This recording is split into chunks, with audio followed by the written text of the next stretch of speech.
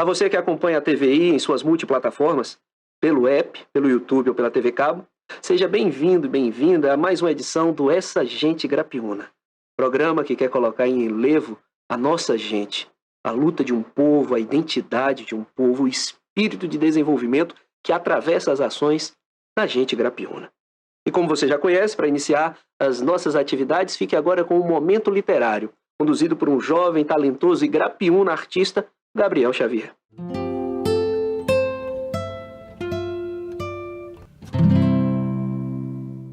Atira-me na cara um punhado de culpas, sangra-me o peito com gestos mesquinhos, desvenda-me todos os meus enigmas, interroga-me com o olhar, e bebe na taça o meu vinho como se fosse sangue, devora-me a carne como se fosse pão. Pão e Vinho, de Aldo Bastos.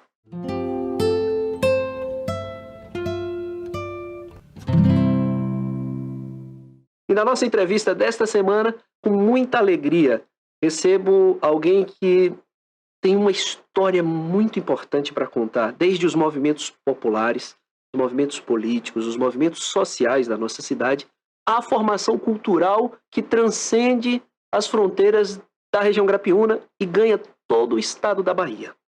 Eu recebo hoje com muita alegria Francisco Gilton de Souza, o Gilton, popularmente conhecido aqui, essa grande figura, essa grande personalidade, a quem agradeço aceitar o nosso convite para dialogar conosco e contar um pouco da sua história e principalmente desse projeto magnífico que é o Motor Casa Bahia, que você vai conhecer melhor agora durante o nosso programa. Gilton, seja muito bem-vindo, agradecer a sua presença, temos muito a conversar. Eu que agradeço, Rafael. É uma imensa alegria saber que eu tenho esse papel que você falou na história de Itabuna e região. Eu não sou filho de Itabuna. Ou Itabuna me adotou, ou eu adotei Itabuna. Eu acho que ambos. Cheguei aqui aos 6 anos, venho de Ibirataia, antiga tesoura, mas sou baiano. Baiano, sou nordestino, assim com a garra de querer dizer que esse nosso Nordeste tem-se... Olha, eu digo um estado de graça, o Nordeste. Quando eu vejo até figuras fora da nossa região dizer que aqui é o povo devagar, é isso, é aquilo, eu fico assim pensando que eles não se lembram de Rui Barbosa. Aí vem falando aqui da minha região, de Jorge Amado, não se lembra de outras figuras do Nordeste como Suassuna e outras figuras de destaque que contribuiu e ainda é história no nosso país. Então, eu fico bem à vontade e você mais ainda e fazer qualquer questionamento que tiver dentro do meu alcance, eu falar para o povo grapiúna que eu sou um grapiúnense. Que coisa maravilhosa. Gilton, o que é que te levou, porque você, na sua história, trabalhou como taxista, caminhoneiro, motorista de ônibus, depois pela CEPLAC, toda uma vida de contribuições na CEPLAC, movimento sindical, mas o que é que foi que te levou para a política? Olha, na política, eu acho que eu já nasci com DNA político, porque nos anos 80, na criação do Partido dos Trabalhadores, eu trabalhava de motorista de ônibus interestadual, eu rodava esse país todo, e no movimento sindical a gente percebeu da importância do trabalhador nas suas lutas. Concorri à direção do Sindicato Rodoviário aqui em Itabuna, como diretor, depois na CEPLAC. Na realidade, a CEPLAC foi, vamos dizer assim, a minha universidade para mim, de fato, me integrar totalmente de alma, de corpo na política. porque é ali que eu percebi que eu tinha que ajudar os meus companheiros na luta por melhores condições de trabalho e salários, e também o entorno nos trabalhadores rurais, que aqui dessa região era muito explorado, ainda são explorados.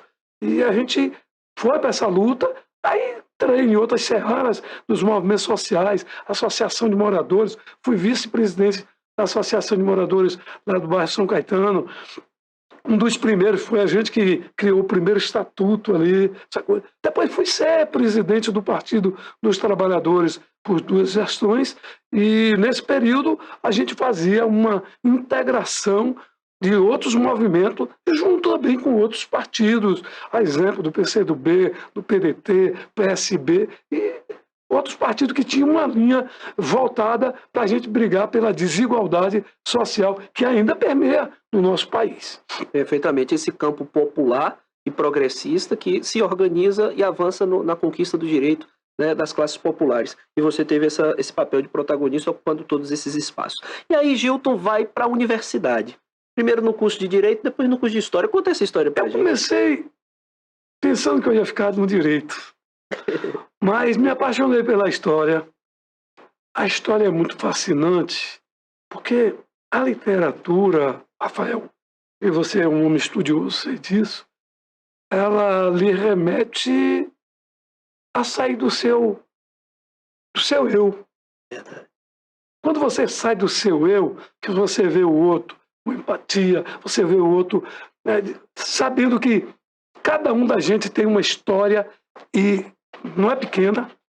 A gente só não tem história aqui quem não chegou a ser parido.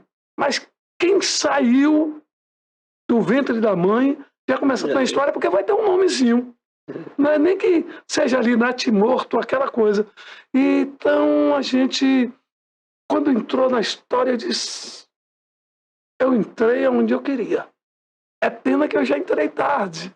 Eu colei grau com 58 anos, porque minha militância política e minhas atividades profissionais e como pai de família não me dava tempo. Sim, não me dava tempo. Como muita gente, arrimo de família. E aí você não tinha tempo de se dedicar direto ao estudo. Mas aí foi indo, aos 50 anos, eu tentei, fui para o supletivo para concluir alguma coisa, e eu disse: não, eu tenho que chegar. E foi bom, porque eu servi de exemplo para filho, para filha, estudar também, para amigos meus também, que via assim, disse: não, Gilton, o cara faz a sua idade. Eu digo: qual é o problema da idade? Eu tive uma colega, Rafael, que se formou com 82 anos. Tudo bem que ela morreu aos 87. Mas realizou, né? Mas ela realizou aquele sonho, aquela... Rapaz, não tem coisa mais bonita do que isso. Eu agradeço muito a meus protetores divino, que eu acho que eu não tenho razão para acordar mal-humorado. Eu não tenho razão de dizer que não sou feliz. Eu não tenho razão de dizer que eu não tenho uma família linda e bonita e que certamente gosta de mim. Tanto é que eu vou fazer agora 50 anos com a mesma mulher, a Leninha, minha companheira. A gente fez essa nova empreitada que a gente vai falar daqui para frente. Um abraço à Leninha, 50 anos de união. Parabéns ao casal e à família linda que vocês constituíram. E Leninha, vai direto pro céu, hein? 50 anos aí, tolerando essa figura maravilhosa. Muito querido, Gilton e toda a família. E dizer que são parceiros nossos no projeto que vocês já conhecem, naquela mesa, conversa de botequim. A família vai em peso, ocupa esses espaços, conversa conosco, apresenta o Motor Casa Bahia em cada uma das etapas. Foi lá na última edição dizendo ele, olha só, prestar conta dessa trajetória que vocês vão conhecer a partir de agora. E o melhor de tudo, Gilton, além dessa história toda, é um exímio cantor, tem uma voz linda, uma entonação afinada. E Marcelo Gana, ele me dizia aqui em off, antes de começarmos as gravações, Marcelo Gana disse que ele é um dos intérpretes favoritos de Marcelo, que vai estar conosco na entrevista que vai subsequente a essa que vocês estão acompanhando, nosso querido Marcelo Gana, a quem nós deixamos aqui um forte abraço. E aí, Gilton, depois dos 70 anos e dessa história tão bonita de contribuições aqui na nossa cidade e de retorno aos estudos, dessa vida familiar tão consistente ao lado de Leni e de todos os seus filhos e netos, você resolve, então, propor um projeto ousado como o Motor Casa Bahia. Conta pra gente como é que esse projeto surge, qual é a identidade dele, como é que é a metodologia dele, para depois a gente ir falando sobre particularidades. Mas nessa sequência, onde é que ele surge, né? Como é que ele se organiza e qual é a metodologia? Como é que você faz quando chega em cada um dos lugares? Olha, ele surge porque a gente que gosta de estrada é um troço. Aí eu tinha uma vontade louca de ter um motorhome. Mas quando eu fui olhar os preços, eu disse, para um trabalhador comum comprar um carro desse é difícil. Aí comprei uma ambulância, transformei em um motorhome, uma casa sobre roda. Lá dentro eu tenho tudo. Tem o meu banheirinho, tem um pinico moderno, que o nome é porta-pote, ó. Tem uma pia, tem um fogãozinho, a cama, que é o principal, né?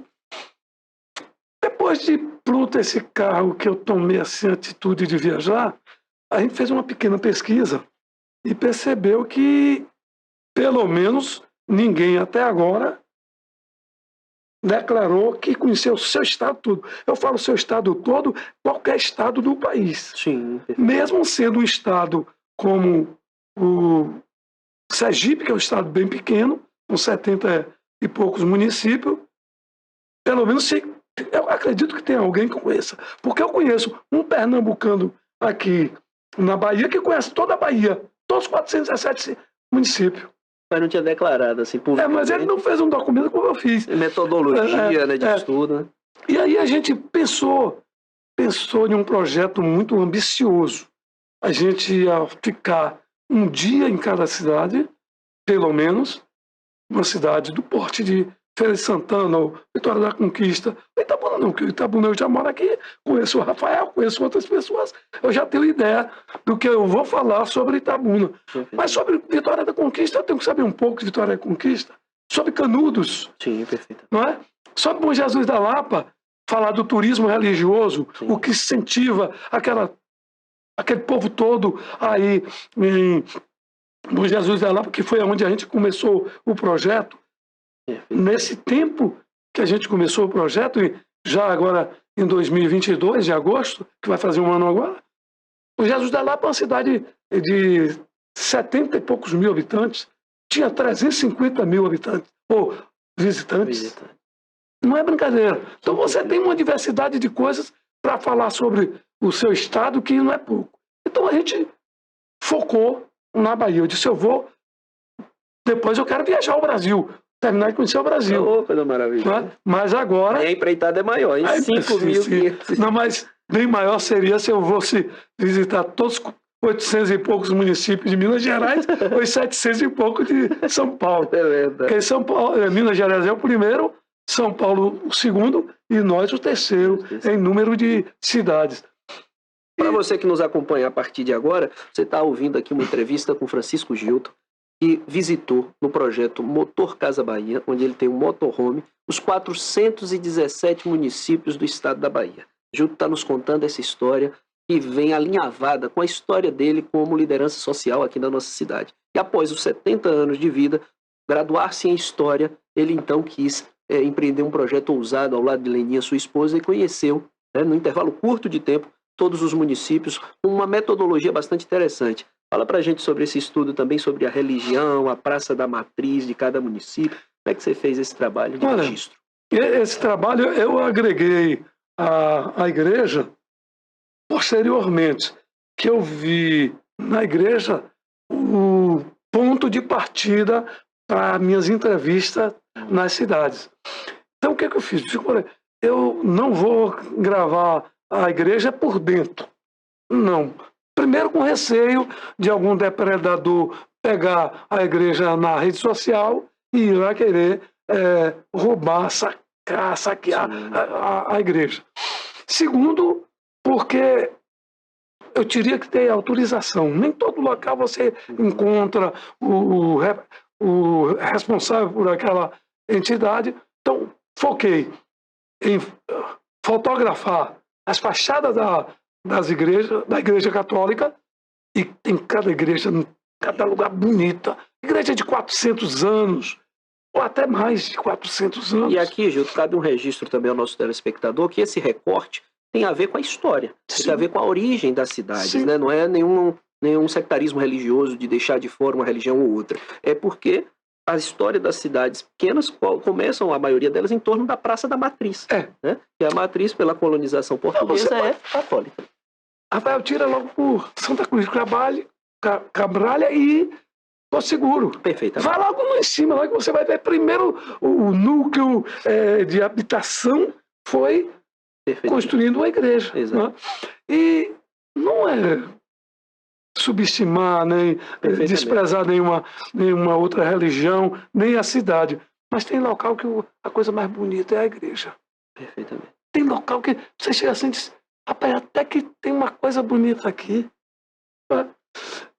Inclusive, teve local que eu ia fotografar ou filmar, que eu chegava assim, poxa, não é a igreja católica aqui, não. Mas parecia. Eu chegava para a Leninha e dizia, aí foi frágil. Mas, pois bem, aí nessa, a gente tinha um projeto mais ambicioso, de ficar mais tempo, mas, infelizmente, falta de financiamento, falta de condições mesmo, a gente optou por só registrar, filmando a cidade, falando um pouco da economia, falando, claro, da religião e falando um pouco da sua cultura.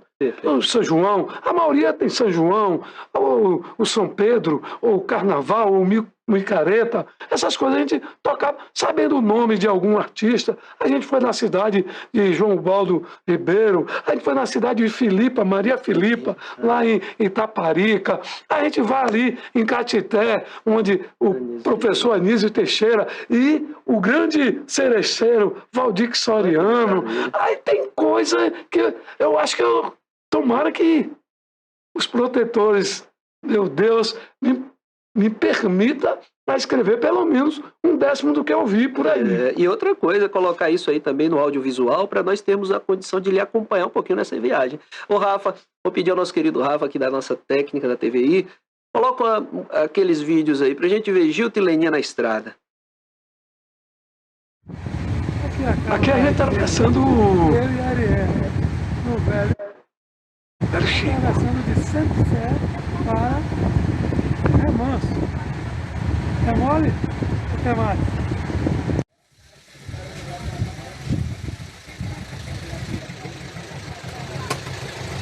Cuidado que hoje é 20 de junho de 2023. Estamos fazendo a travessia de Santo Antônio para ir para Santa Cruz de Cabralha. Mariane e eu. Porto Seguro, e estamos aqui na Vila Nossa Senhora da Pena, onde tudo começou em 1500, mas aqui foi em 1530. Porto Seguro. Essa foto aí, Gildo. Aí é Itamaraju. Lá no fundinho do vídeo está lá o dedo de Deus. Aí em Itamaraju, depois que terminou Itamaraju, a gente saiu daí para Jucuruçu do Sul, já junto de Minas Gerais, que é uma cidade também da Bahia. Era uma das poucas cidades que eu não conhecia ainda, que as últimas cidades que eu não conhecia da Bahia era Jucuruçu e Lagedão. E Lagedão, pra você ter ideia, Rafael, você bota um pé dentro de uma avenida, um pé em Minas e um pé na Bahia. Que maravilha. Para mim que sou geógrafo, isso aí é um prato cheio. Eu preciso ir lá. Eu não conheço ainda, não. Deve ir. Tem os morros bonitos, tem tudo. Então, aí é Lagedão. Aí teve a outra cidade, que essa, no dia 22 de junho, eu bati o martelo que conheci de fato toda a Bahia. Foi Ibirapuã. Que também é... E no intervalo de um ano foi, Gildo? 11 meses. 11 meses. Eu acho que isso aí já é, além de ser inovador, ousado e robusto, eu acho que é um recorde. Olha, foram 11 meses, não foi um tempo assim corrido direto, porque eu ia e voltava aqui, depois voltava. Na verdade, foram 114 dias de viagem mesmo. Pô, né? 30 mil quilômetros rodando e 1.172 horas trabalhadas. Todo santo dia eu trabalhava 7 horas. Começava fazendo o café da manhã para fazer a média com o Leninha. E acabar, alguém vai dizer que o cidadão está aposentado. Um trabalho de campo de um historiador indo em loco, né? Visitar ali os 417 municípios. Agora eu quero saber de curiosidades, bastidores. Quais foram as situações mais inusitadas que ocorreram? Passaram já por algum problema, alguma dificuldade? Como é que foi? Teve um momento que o carro deu uma quebradazinha, que, como eu digo, que eu sou um cara felizardo, me protegeram e o carro não caiu na rampa. Soltou o amortecedor e tal, mas foi o único momento mais assim. Mas tive um momento interessante. Em Barreiras, eu fui cantar. Fui cantar para um rapaz, genro de uma colega minha de trabalho, Áurea. O nome dele é Fabinho Violeiro. O cara toca, Rafael. Que aqui em Itabuna, eu vi poucos tocar igual ele. Você canta, ele tá... Não é o cara só que faz viola base, não. Os dedos dele falam. Aí teve outras posições, outros momentos interessantes de pessoas querer que eu fosse pro sítio dela. Era essa uma abordagem que eu queria fazer. Nós falávamos em off também. Você se sentia muito feliz e eu vejo isso refletindo no seu sorriso, no seu rosto, do acolhimento. Então vamos falar pra gente assim, é de fato um povo acolhedor, o povo baiano? Acolhedor? Você tá sendo pobre não falar de acolhedor. Meu amigo, eu acho que eu me senti assim um astro de Hollywood quando eu chegava em determinado lugar, que primeiro as pessoas ficavam surpresas com o carro que está aqui. Esse é o carro, né? É isso. Aí uns perguntavam assim, é o carro da vacina? Ou é o carro que vem tirar documento da gente? Eu digo, não, esse carro eu estou visitando cada cidade, entrevistando, e você já entrevistava aquela pessoa. Eu preferia, mesmo eu indo em biblioteca, em museu, como eu fui no museu de Canudos, fui em museu de Monte Santo, em Mucugê, que tem um senhor São João. Depois do São João, tem também um momento interessante de um encontro de forrozeiro, que não, meu Deus, que até tá Gino Godin que faz, Festival do Forró da Chapada, Mucugê. Mucugê é uma cidade de 7 mil habitantes, mas que pulsa cultura, recebe, né? 40 a 50 mil pessoas. Você não tem nem condição de rodar dentro da cidade com o carro. Você tem que deixar o carro na pista. Então, olha, o povo não é acolhedor na Bahia, não. O povo é coiteiro. Olha, rapaz, chegava assim, olha, queria me dar carne. Teve lugar que não deixava eu pagar água. Tinha lugar que... Rafael, é um negócio cansativo, foi para mim. Um homem de 71 anos já, que eu comecei já beirando 71. E fazer o que eu fazia durante 9 horas por dia. Tinha tarde, se não fosse a cervejinha para relaxar. Com essa gente grapiona de hoje, tá falando sobre vitalidade, tá falando sobre energia, ousadia, né? Tá falando sobre vida. Leninha e Gilton pegarem as estradas da Bahia depois dos 70 anos, conhecer gente, estar ao lado de pessoas, traduz muito o que é o espírito de nossa gente. Gente que cuida de gente que gosta de gente que quer estar com gente. E eu acho que essa mensagem ela é bem oportuna, ela traz um frescor num período de polarização que a gente está vivendo, de violência verbal que a gente está vivendo em função de diferenças de pensamento. Então eu acho que essa história precisa ser contada pela ambição do projeto em si, de documentar, né, uma metodologia de conhecimento, de pesquisa, os 417 municípios, mas por toda essa energia por trás disso. Tá aqui conversando com o Gilton, vendo esse sorriso largo, franco, e toda essa memória que vai sendo resgatada e alinhavada por esse afeto, eu acho que é um documento que fica importante como mensagem para você que nos acompanha.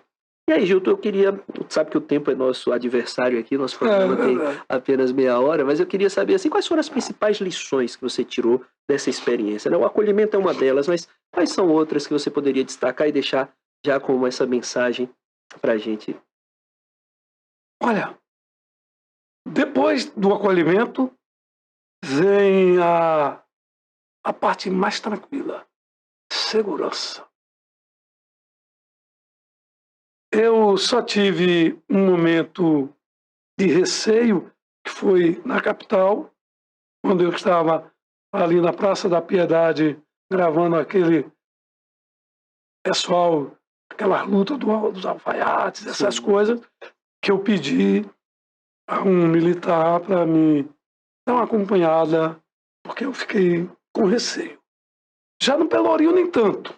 No Pelourinho, eu vi que tinha segurança demais. Sim. Mas tem uma razão, né? De ter demais ali.